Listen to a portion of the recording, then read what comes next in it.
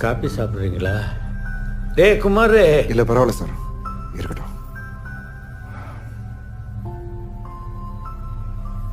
படம்லாம் பார்ப்பீங்களா? பார்ப்பேன் சார். திருட்டு சீடியில் தானே? என்னப்பா சந்தியா,